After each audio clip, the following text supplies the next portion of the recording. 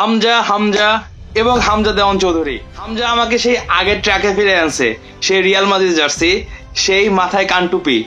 হামজা চৌধুরী আসলে আজকে যা খেলছে অবিশ্বাস্য, অবিশ্বাস্য এবং অবিশ্বাস্য। মানে ভারতের বিপক্ষে হামজার কিন্তু অনেক চ্যালেঞ্জ ছিল। একে তো আপনার যেরকম হাইপ ছিল, ভারতের মিডিয়ারা আজকে হামজার খায় ফেলতো যদি হামজা একদম কোনো বাজে খেলা দিত, যেটা আসলে আমি অনেক ট্রোল দেখছি হামজার ম্যাচের আগে, যে হামজা কিরকম খেলবে, বাংলাদেশিরা হামজাকে ভাবতেছে অনেক কিছু, হামজা ক্রিস্টিয়ানো মেসি হ্যান ত্যান। হামজা আসলে যে খেলাটা দিছে ভারতের ওই 11 জনের বিপক্ষে, ওই সুনীল ছেত্রীর বিপক্ষে, হামজা চৌধুরী সে বুঝাই দিছে সে একজন ইংলিশ প্রিমিয়ার লিগের খেলোয়াড়। সে ওই ইংলিশ চ্যাম্পিয়নশিপে এখন খেলতেছে। তার ওই ইডেন হ্যাজার্ড থেকে কুন অ্যাগুয়েরো, এই যে প্রত্যেকটা টপ নচ স্ট্রাইকার ওয়ার্ল্ডের, এদের আটকানোর যে ওর অভিজ্ঞতা সেইটা সে আজকে দেখাই দিছে ভারতের বিপক্ষের ম্যাচে। সুনীল ছেত্রীকে সে আসলে যেভাবে বারবার খাপি খাওয়াইছে, মানে সুনীল হেড দিতে গেছে, সেই বলটা শোল্ডার দিয়ে ট্যাকল করছে কে? হামজা চৌধুরী। ভারতের অ্যাটাকাররা কোনো গোল করতে গেছে, সেইটা ট্যাকল দিয়ে আটকাইছে কে?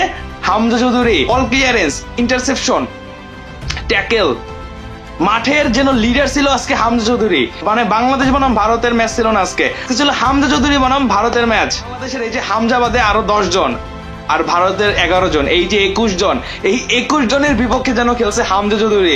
মানে বাংলাদেশের ফরওয়ার্ডটা যেভাবে গোল মিস করছে, এই যে শুরুতে গোল মিস, শেষে গোল মিস, মাঝখানে গোল মিস, জনি ফাহিমরা যে ভুলগুলা করছে, যেটা আসলে শুরু থেকে আমরা বলছিলাম যে একটা ভালো যদি কোনো অ্যাটাকার থাকতো, হামজা চৌধুরী যে খেলাটা দিছে বাংলাদেশ ইজিলি আজকে ম্যাচটা জিততো। একদম শুরুতে জনি যে ভুলটা করছে 11 মিনিটের দিকে আবারও সেই ভুল, এরপর ফাহিম ভুল করলো। বাংলাদেশ আজকে একজন ভালো অ্যাটাকারকে মিস করছে, যে হামজাকে আসলে একটা জয় উপহার দিতে পারে নাই তার এই দুর্দান্ত অভিষেকে। হামজা চৌধুরী আসলে যেভাবে খেলছে, আমি মানে ভাই সিরিয়াসলি এতটা খুশি বা এতটা অবাক হয়েছি যে ছেলেটা ইউরোপের টপ আউটফিল্ডে খেলে, সে আসলে ভারতের এই আউটফিল্ডে খেলছে। মানে ভারতের প্লেয়াররা কিন্তু আজকে স্লিপ খাইছে, এতটা বাজে একটা আউটফিল্ড ছিল। সেই আউটফিল্ডে হামজা চৌধুরী যে টপ নচ একটা খেলা দিছে, সুনীল ছেত্রী যে হেডারটা সে আসলে ব্লক করছে শোল্ডার দিয়ে, সেটা আমি কখনো ভুলবো না ভাই। মানে এইটা অবিশ্বাস্য। সুনীলও চাইছিল যে ভাই এটা কে?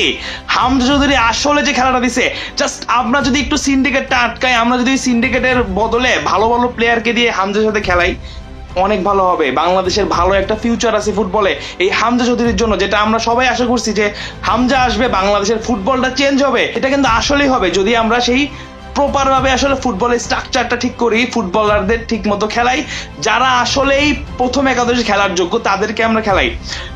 আপনি বলতে পারেন জামাল ভুঁইয়া অনেকদিন ধরে নিয়মিত ম্যাচ খেলার সুযোগ পাইতেছে না, তবে আজকে যারা খেলছে ওই জামাল ভুঁইয়ার জায়গায় বলেন বা মিডফিল্ডে, ফ্রন্টে, জামাল ভুঁইয়া যদি আজকে খেলতো আক্রমণটা আরো ভালো হইতো। জামালে পুরো কিন্তু সুন্দর লিঙ্ক আপ তৈরি করতো। মানে আপনি জামালকে বাদ দিলেন, ওকে আমি মানলাম জামাল ভুঁইয়ার ওই ফর্ম নাই, অনেকদিন খেলতেছে না, বাট যাদের আসলে খেলাইছেন তাদের চেয়ে জামাল ভুঁইয়া অনেক ভালো ছিল, অনেক ভালো ছিল। আপনি এটা আমাকে যা অজুহাত দিতে পারেন, আপনি অনেক কথা বলতে পারেন, বাট যারা আসলে সুযোগ পাইছে, জামাল ভুঁইয়া অবশ্যই ফার্স্ট একাদশে ডিজার্ভ করতে একটা চান্স।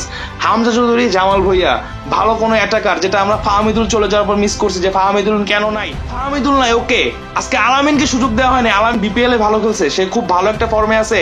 আমি টি স্পোর্টস এর একটা ভিডিও দেখছিলাম যেখানে আলামিন বলতেছিল যে ড্রিম হইতেছে হামজার কোনো অ্যাসিস্ট থেকে সে গোল করবে এবং হামজার কাঁধে চড়ে সে উল্লাস করবে। সেই ছেলেটাকে প্রথম একাদশে খেলানো হয় নাই। আমি আসলে জানি না বাংলাদেশের ফুটবল বলেন, বাংলাদেশের এই সিন্ডিকেট, এইটাকে উতরে আসলে হামজা চৌধুরী বাংলাদেশকে কত দূর আগায় নিয়ে যেতে পারবে। সে কিন্তু অলরেডি বলছে যে সে বাংলাদেশকে ওই এশিয়ান কাপের মূল পর্বে খেলাইতে চায়। তবে এইটার জন্য শুধু হামজা না, ওই মাঠের বাকি 10 জনকেও খেলতে হবে, সিন্ডিকেটের এই প্রথাকে ভাঙতে হবে, সিন্ডিকেটের বদলে যারা আসলে ফার্স্ট একাদশের চান্স ডিজার্ভ করে তাদেরকে খেলাইতে হবে, তাহলে আসলে দিন শেষে বাংলাদেশ একটা ভালো জয় পাবে। তবে হামজা চৌধুরী আসলে যে খেলাটা দিছে ভাই, এইটা নিয়ে নতুন করে কিছু বলার নাই। আপনি এটা বারবার হাইলাইটস দেখতে পারেন, আমি রিয়ালের খেলা যেটা দেখি, যে হাইলাইটস দেখি, বারবার কিছু ম্যাচ আছে যেটা বারবার দেখতে মন চায়। হামজা চৌধুরী আজকে ভারতের বিপক্ষে যে খেলাটা দিছে, এটা আপনি অন্য সময় হাইলাইটস দেখতে পারেন।